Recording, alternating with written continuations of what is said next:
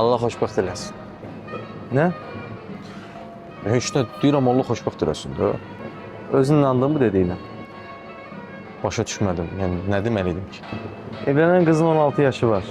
16 yaşındakı bir qız uşağı məktəb əvəzinə ər ocağına gedirsə, bu hardan baxsan bədbəxtçiliyini itməməlidir.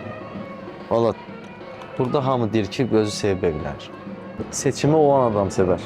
Bu qızınsa seçimi yoxdur. Əmin ol ki, seçimi olsaydı özündən 18 yaş böyük bığı burma bir kişiyə ərə getməzdi.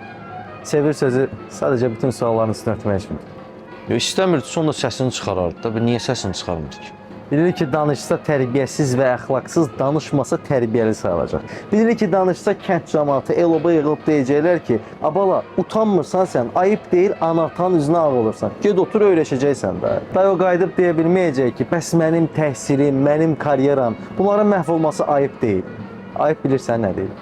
Qızın yaşında bir uşaqla evlənib pedofiliyanın adını mentalitet qoyub özünü yaxşı kişi hesab eləməkdir. Ayıb qızın gələcəyini qismət adı ilə bağlayıb məhv eləməkdir. Ona deyirsən ki, indi burada olan hamı bilir də nə deyini.